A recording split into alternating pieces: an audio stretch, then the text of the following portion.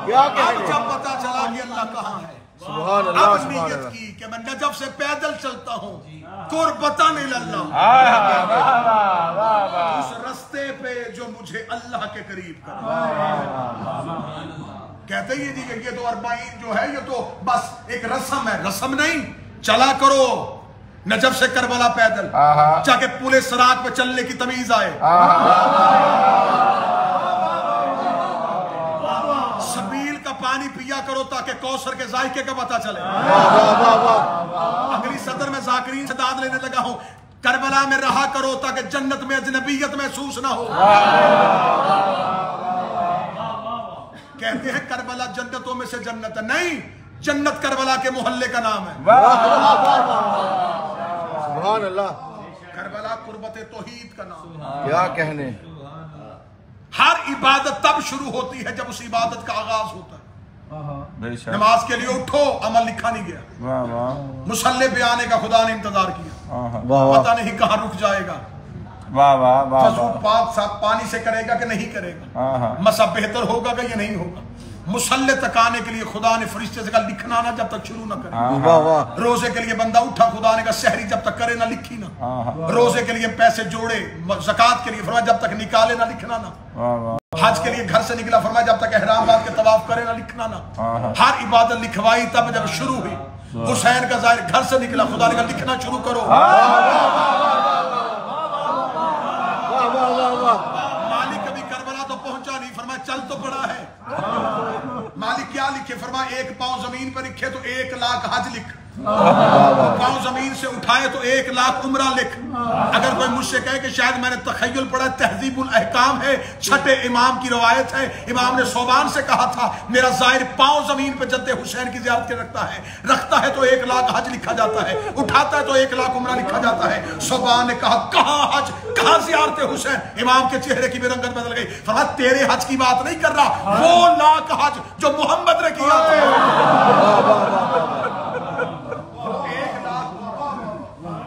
مصطفیٰ نے۔ میں تہذیب الاحکام کی روایت پڑھ رہا ہوں، میرے پاس اس وقت بھی موبائل میں کتاب موجود ہے۔ امام نے فرمایا چھٹے شہنشاہ نے کہ حسین کے ظاہر کے جسم سے پسینے کے قطرے گرتے، خدا 1 قطرے سے 70,000 ملائکہ کو خلق کرتا جو قیامت تک کے لیے صرف اس مومن کے ساتھ رہتے۔ مولانا نے فرمایا ظاہر حسین قبائے حسین کے نیچے 2 رکعت پڑھتا ہے، 1000 وہ پڑھی جاتی ہے جو محمد کے پیچھے پڑھی۔ صوبان نے کہا مولا اللہ کی راہ میں مال دینا نیکی ہے، کیا زیارت میں زکوٰۃ کا بھی یہ ثواب ہے؟ فرمایا احد کے پہاڑ کے برابر اگر زکوٰۃ دی جائے وہ اجر نہیں ملتا جو حسین کے ظاہر کو ملتا ہے۔ مولا غلام آزاد کرنا نیکی ہے، فرمایا 1000 وہ غلام آزاد کیا جائے جو اسماعیل کی اولاد میں سے ہو۔ یہ کہتے کہتے امام ایک لمحے پہ آگے کہنے لگے اگر میں لوگوں کو بتا دوں زیارت حسین کی فضیلت کیا ہے، لوگ کوہنیوں کے بل چلنا شروع ہو۔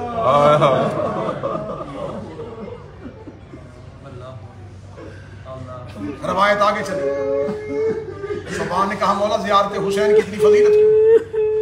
امام نے فرمایا زیارت حسین، زائر حسین کو اپنا مقام تب پتہ چلے گا جب قیامت کے میدان میں نفس نفسی کے عالم میں ہر کوئی اپنے اپنے عمل کے لیے ترس رہا ہوگا اور ملائکہ کی آواز آئے گی حسین کے ظاہر پرچم کے نیچے اکٹھے ہو جاؤ، ایک لواء الحمد اٹھایا جائے، معصوم فرمایا جس کا ایک پھریرا مشرق میں ایک مغرب میں ہو، لوگ ترس رہے ہوں گے سائے کے لیے، یا حسین کا ظاہر اس ٹھنڈی چھاؤں کے نیچے آئے گا، ٹھنڈی چھاؤں کے نیچے بلا کے امام کی روایت پڑھ رہا ہوں، لفظ بلفظ پڑھ رہا ہوں جو امام کی زبان سے نکلی۔ امام فرماتے ہیں ظاہر آئے گا اس لواء الحمد کے نیچے، اکٹھے ہو گئے فرشتے کہیں گے تمہیں سیدہ ڈھونڈ رہی ہے، بلاؤ میرے وہ ظاہر جو گرمی میں میرے حسین کی قبر میں گئے تھے، بلاؤ ان ظاہروں کو جو پیاسے حسین کی قبر چوم رہے تھے، میں فاطمہ انہیں ان کا اجر دینے لگی ہوں۔ مولا فرماتے ہیں کہ ظاہر سمجھے گا کہ اس میدان قیامت میں جہاں نبی امتوں کی سفارش نہیں کر رہے، مادر حسین نے ہمیں پرچم کے نیچے بلا لیا تو شاید قیمت پوری ہو گئی، اب اس سے آگے اجر کیا ہوگا؟ امام فرماتے ہیں اجر تو شروع تب ہوگا جب فرشتے کہیں گے کہ سیدہ کہہ رہی ہے یہ کھڑی ہے نبیوں کی امتیں، مرضی کے 70 گناہگار جنت میں لے جاؤ۔ तुमने कब्र हुसैन का तवाफ किया था, मैं तुम्हें शिफात का हक देती हूँ। शिफात हक हर नबी का नहीं, शिफात हक है हुसैन के नाने का। नाना ने दे दिया था नवासे को, हुसैन ने दे दिया है अपने जाहिर को। फजीलत ज़ियारत कब्र हुसैन। नवे इमाम की बारगाह में एक शख्स आया, उसने कहा मौला करबला जा रहा हूं। मेरे इमाम ने रोके कहा वहां जाके मेरे लिए दुआ करना। तड़प के कहने लगा तू खुद फर्जंदे रसूल है, मेरी दुआ का मोहताज है। फरमा तुझे खबर ही नहीं तू जा कहां रहा। किस किस इमाम की जुबान से ज़ियारत की फजीलत। 8वें इमाम खुरासान चले गए थे, मामूर रशीद की वली अहदी थे। इमाम मदीना और इराक का सफर कर नहीं सकते थे। इमाम वहां पे थे, अहले इराक में से एक शख्स मिलने के लिए गया। इमाम से मिला तो इमाम ने उसको लिबास से पहचाना। फरमाया अहले इराक में से है? कहने का हाँ फर्जंदे रसूल इराक में से। इमाम रज़ा अपनी कुर्सी से उठ के खड़े हो, उसको सीने से लगा के दे कभी करबला गया है? कहता हाँ मौला मैं कोशिश करता हूं मैं तेरे जद हुसैन की ज़ियारत कभी तर्क ना करूं। उसने इतना जुमला कहा, इमाम रज़ा ने उसके हाथ पकड़ के अपनी आंखों से निकाल दिया। लगा के इमाम ने इतना रोना शुरू किया, वो शख्स परेशान हो गया। रो के कहने लगा मौला नौकर के हाथ क्यों चूम रहे हैं? इमाम रज़ा का जुमला है किताब में, इमाम कहते कुर्बान हो जाओ इन हाथों पे जो हुसैन की कब्र से वासूल।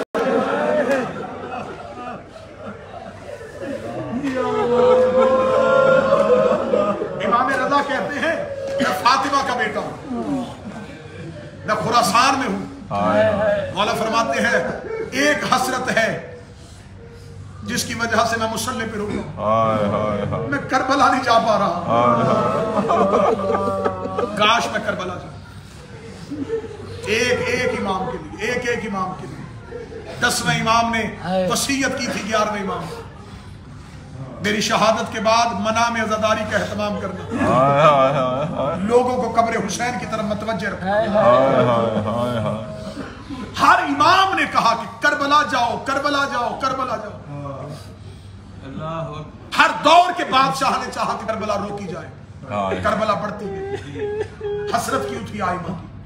ये जो मशी के लिए लाखों चलते हैं ना, ये ज़हूर इमाम की तैयारी का नाम।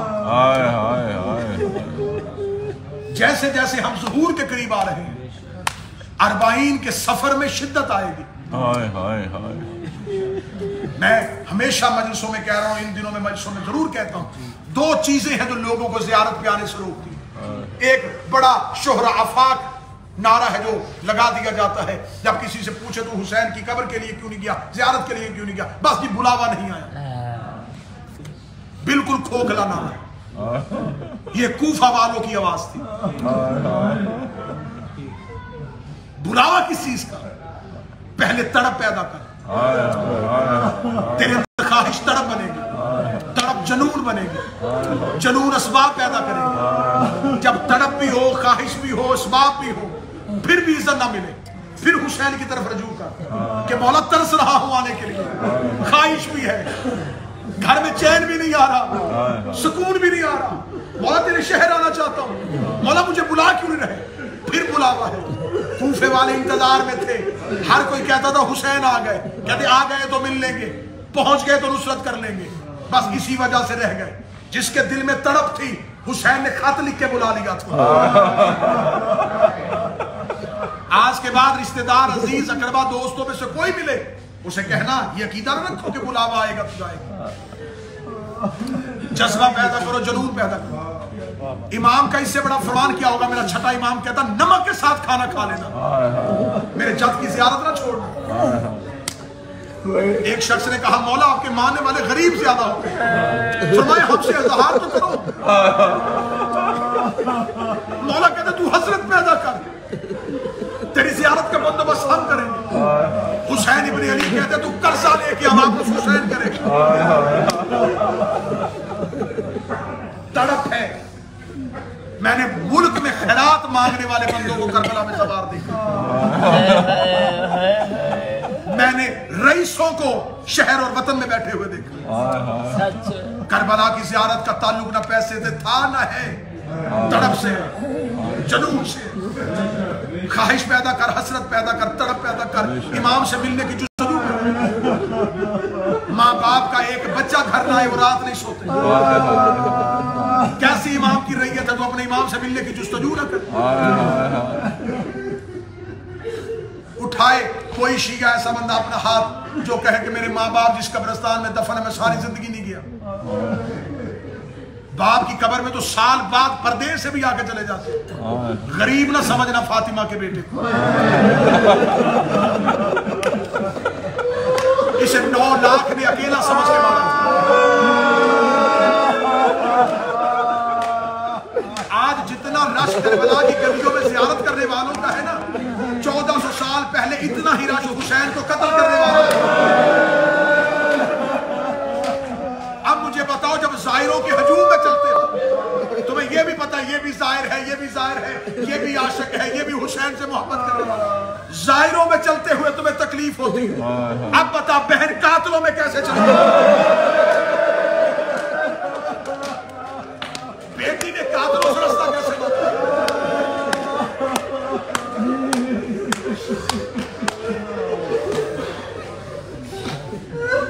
اکثر لوگ گھبرا جاتے ہیں، گھر سے مستورات پردادار کو لے کے آئے ہو نا، بار بار بیٹی سے کہتے ہیں، بہن سے کہتے ہیں، ماں سے کہتے ہیں تھوڑا انتظار کرو، میں بھی حرم سے ہو گیا، بڑا رش ہے، گلیاں بھری ہوئی، تھوڑا رش ختم ہونے دو، لے جاؤں گا زیارت میں۔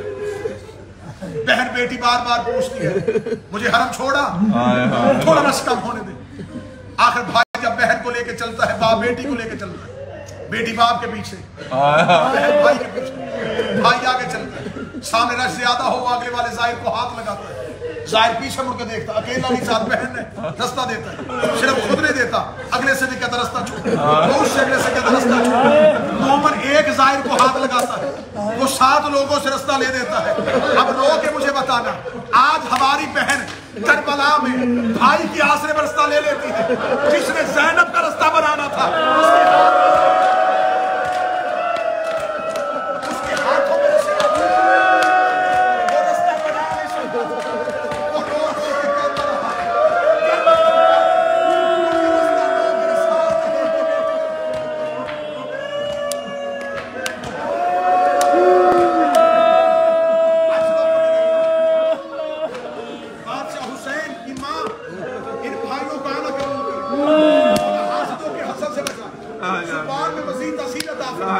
میں مسافرت کی حالت میں کربلا میں دعا دے رہا ہوں، محمد کی بیٹی تمہیں کسی کا محتاج نہ کرے۔ اس جنگل میں سے 11 محرم چپ کر کے چلی گئی تھی، بغیر کفن کے بھائی چھوڑ کے گئی تھی، بغیر کفن کے بیٹے چھوڑ کے گئی تھی، اور بھائی کی لاش پہ کھڑی ہو کے گئی تھی، حسین میں تو جا رہی ہوں لیکن بدے ہاتھوں سے دعا کرتے ہیں قیامت تک کے لیے اللہ ایک قوم پیدا کرے گا جو تیری قبر کو تنہا نہیں چھوڑے گا، جو تیرا چہلم کرنے کے لیے کربلا آیا کرے گا۔ اے حسین، میں ان زائرین کا قیامت میں استقبال کروں گا، سادات و غیر سادات، میں کربلا میں زیادہ دیر رکا ہوں۔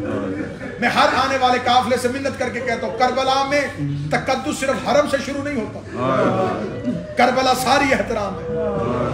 یہ نہیں کہ آپ یہ سمجھے کہ یہاں سے حرم دور ہے، حرم جائیں گے تو احترام شروع ہوگا۔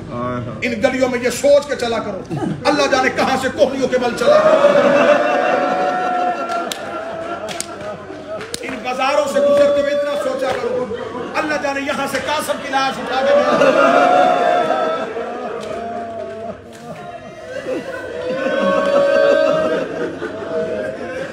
ایک جگہ پہ حسین کے بھائی اور بیٹے دفن نہیں ہوئے، اکبر کہیں گرا، عباس کا بازو کہیں گرا، قاسم کے ٹکڑے کہاں سے اٹھے۔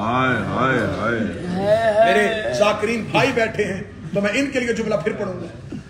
میں نے یہاں عشرہ محرم پڑھا، محرم سے پہلے جب میں رمضان میں آیا تھا یہاں ایک لمبے عرصے قیام کیا تھا میں نے، تو شاہراہ سدرہ پہ ایک بڑی علمی شخصیت ہے سید محمد طباطبائی، وہ بزرگ عالم دین ہے جس نے صدام کے دور کا ظلم دیکھا تھا۔ دور صدام ملاؤن میں یہ پاکستان گئے تھے، کچھ عرصہ پاکستان بھی رہے، پھر ایران چلے گئے، پھر اب واپس عراق میں 70 سال سے صرف مقتل لکھ رہے ہیں۔ صرف مقتل لکھ رہے، اپنے ہاتھوں سے لکھی ہے انہوں نے مقتل. مجھے کسی نے بتایا کہ وہ بڑی علمی شخصیت ہے، ان کا مقتل پہ بڑا عبور ہے. میں نے ان سے ملنے کی خواہش کی، انہوں نے ملاقات کا وقت دے دیا. میں ملنے کے لیے گیا، میں انہوں نے بتایا میں حسین کا ذاکر ہوں، میں چاہتا ہوں کہ میں مقتل کی وہ معتبر روایات آپ سے سنوں جو آج بھی چھپائی جاتی ہے. سید تھے، کما زن تھے، سر پہ کما کے نشان تھے. رو کے مجھے کہنے لگے پہلے تم بتاؤ تمہارے ہاں مقتل کیا کیا ہے. میں نے ایک ایک کر کے ان سے کربلا کے شہداء کی شہادت سنی.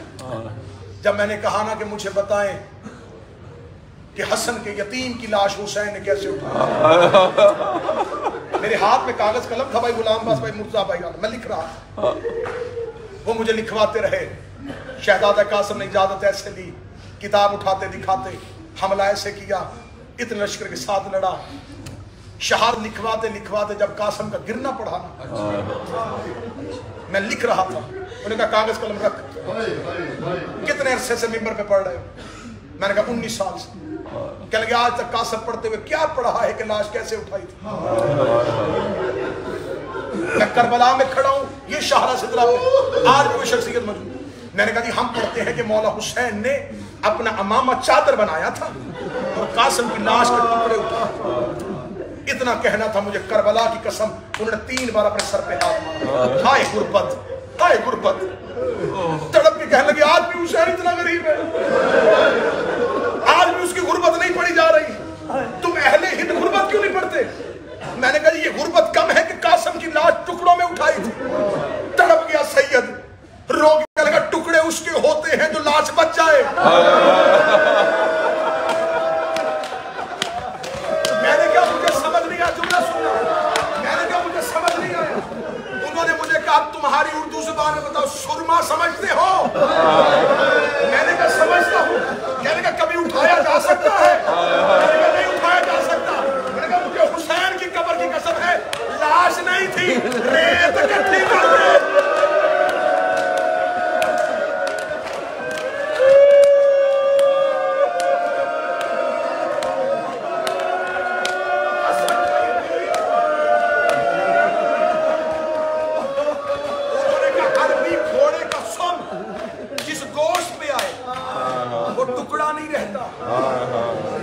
انہوں نے فوراً کتاب نکالی اور میرے آگے رکھی اور انہوں نے اس میں سے روایت پڑھی، اسکان الجسد القاسم، قاسم کی لاش پس گئی.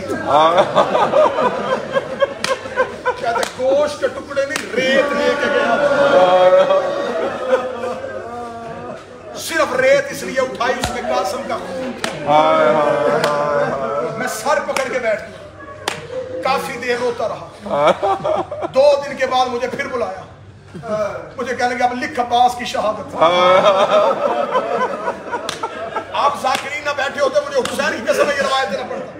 آپ کے لیے پڑھ رہا ہوں کہ جو مجھے ان تک پہنچائی میں تم تک پہنچا رہا ہوں. مجھے کہنے لگے کیا پڑھتے ہو؟ میں نے کہا عباس کے بازو قلم ہوئے. سید پھر رویا، پیچھے سے ہاتھ ڈالا، کتاب نکالی میرے سامنے رکھی. کہنے لگے صرف بازو نہیں، انہوں نے عباس کے پاؤں بھی کاٹ دیے.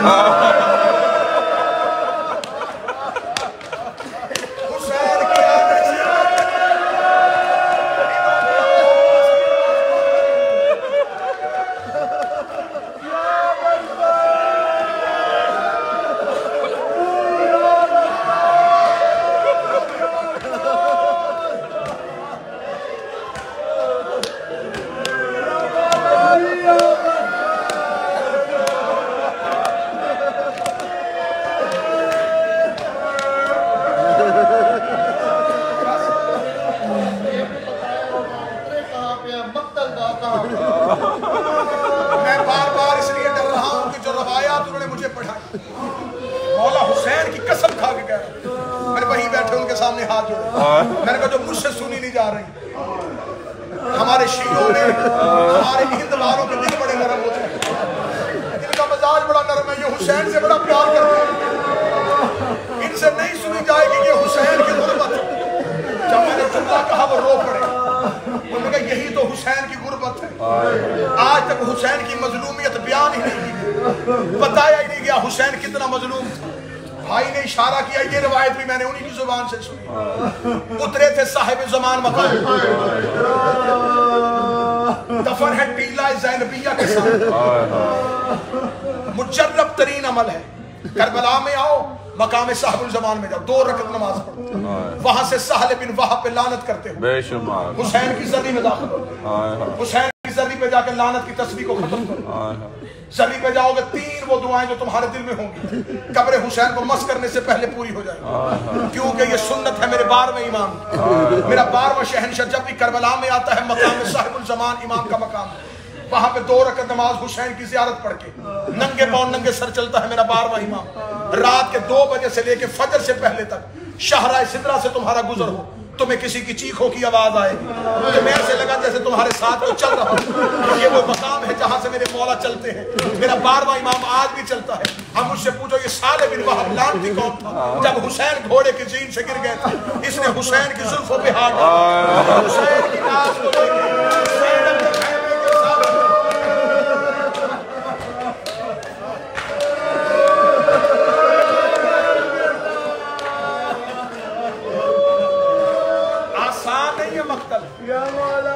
آسان نہیں ہے. کچھ لوگ ہوتے ہیں فضائل کے مقصر, کچھ ہوتے ہیں مصائب کے مقصر. مصائب میں بھی تقصیر جائز نہیں.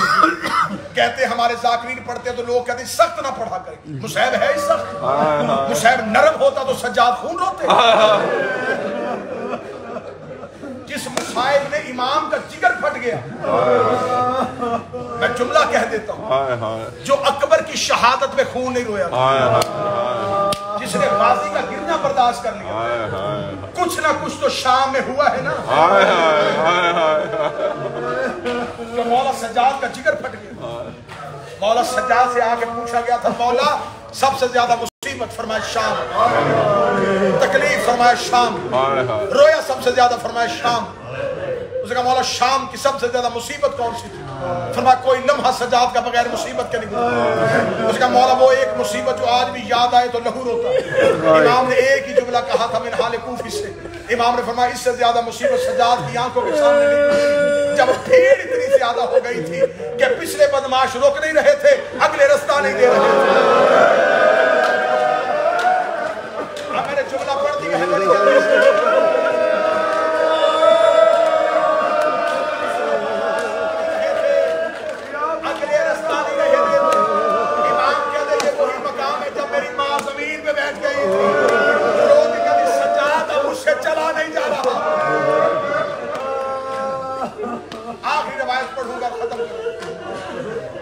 جعفری صاحب آئیں گے نوحہ خانی کروائیں گے.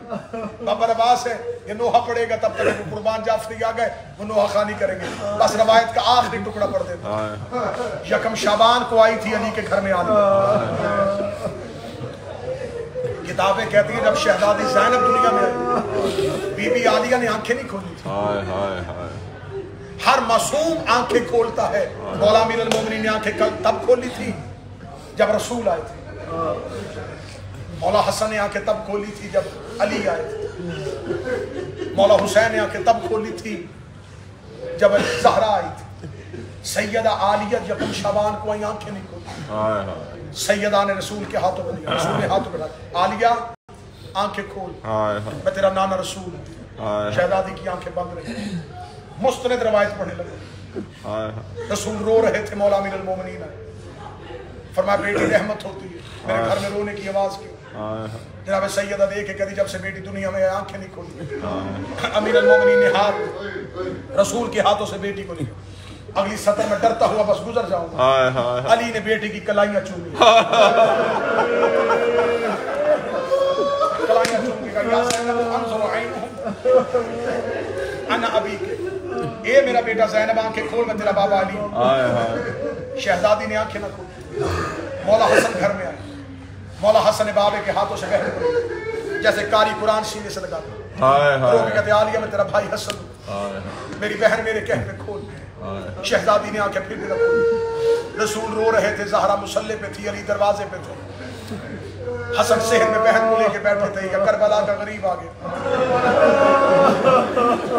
نانا روتا ہوا دیکھا, ماں روتی ہوئی دیکھی, باپ کی آنکھوں میں آنسو دیکھے, حسن کی رنگت اتری ہوئی دیکھی. رو کے حسین دیکھے کہتے آج امیروں کے گھر میں رونے کی آوازیں کیوں آ رہی ہیں؟ سیدہ کی آوازیں بہن دنیا میں آئی آنکھیں نہیں کھول رہی. حسن کے ہاتھوں سے عالیہ کو لے کے سینے سے لگا کے کہتا ہے امیروں کو کیا پتا کہ غریبوں سے بات ہے.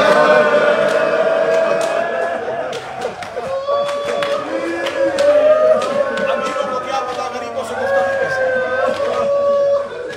یوں سینے سے لگا کے گھر کے کونے پہ حسین گئے. اپنی آواز کے ساتھ عالیہ کے چہرے پہ پردہ بنا. رو کہتے زینب آنکھیں کھول میں حسین. عالیہ نے بند آنکھوں کو کھولا. بھائی کا چہرہ دیکھا. حسین کے چہرے پہ تبسم آیا. بہن ماں کے ہاتھوں میں رکھی. دیکھ اماں بہن نے میرے کہنے پہ آنکھیں کھول دی. شہزادی زینب نے آنکھیں کھول دی تھی. رسول کی آواز حسین کے کہنے پہ کھولی. علی کی آواز حسین کے کہنے پہ کھولی.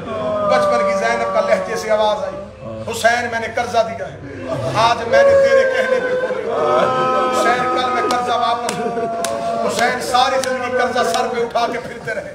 اللہ جانے کب زینب قرضہ واپس مانگے. مدینے آباد رہا زینب نے قرضہ نہیں مانگا. حسین مکے بیٹھے رہے زینب نے قرضہ نہیں مانگا. حسین کربلا اتر آئے زینب نے قرض واپس نہیں مانگا. حسین 8 دن مہمان بنا رہا زینب نے قرضہ نہیں مانگا. حسین اجازت لینے آیا زینب نے قرضہ نہیں مانگا.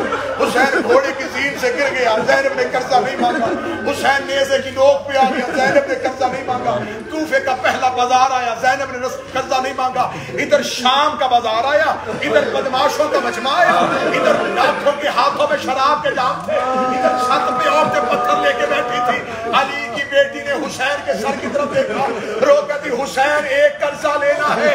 کل تیرے کہنے پہ میں نے آنکھیں کھولی تھی آج آنکھیں کھول